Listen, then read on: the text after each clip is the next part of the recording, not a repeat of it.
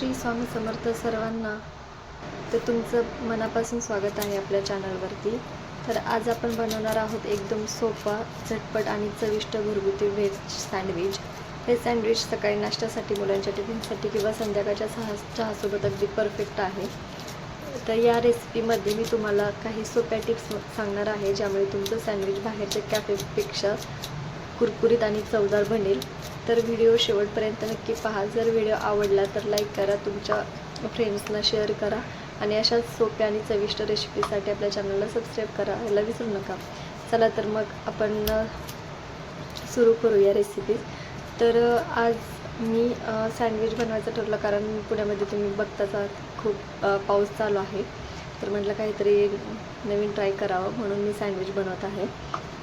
तर मी इथे 4 bread slice घेतलेल्या होत्या. तुम्ही पहिलेला बटाटाही घेऊ शकता आणि काकडी घेऊ शकता, पण माझ्याकडे काकडी घरी अवेलेबल नव्हती म्हणून मी काकडी घेतलेलं होतं.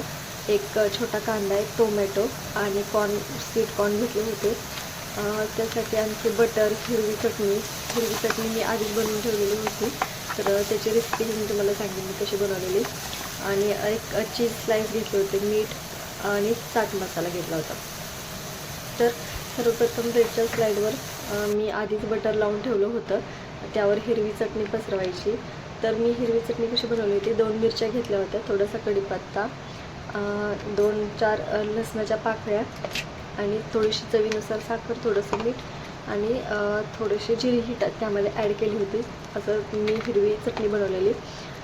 तर मी कांदा कट करून घेतला, टोमॅटोही कट करून घेतला आणि स्वीट कॉर्नमध्ये ते सर्व मिसळल्याच्या नंतर मी त्यामध्ये माझ्याकडे घरी रेड चिली होती, रेड चिली सॉस होता, तर मी त्यामध्ये मिक्स करून घेतला. ते सगळं एकजीव केलं. मग मी ब्रेडच्या स्लाइडवरती चटणी लावून घेतली, हिरवी चटणी लावून घेतली. चटणी लावून घेतल्याच्या नंतर मी त्याच्यावरती ते काही मिक्सचर बनवलेलं होतं ते ॲड केलं, एक थर देऊन दिला. नंतर त्यामध्ये मी चीज स्लाइस ॲड केले. नंतर दुसऱ्या ब्रेडलाही हिरवी थोडीशी चटणी लावली, अजून त्याच्यामध्ये मिश्रण ॲड केलं आणि ते दोन्ही एकावर एक ठेवून दिले.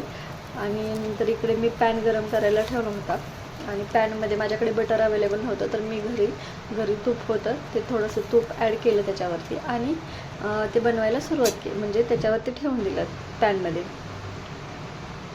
5 मिनिट मी असंच त्याला हे करून घेतलं. तर तुम्ही बघू शकता ते किती छान क्रिस्पी आणि टेस्टी दिसत आहे. तर अशा सँडविच तुम्ही तुमच्या मुलांच्या टिफिनसाठी किंवा नाश्त्यासाठी किंवा संध्याकाळी चहासोबत सुद्धा हे एकदम परफेक्ट आहे.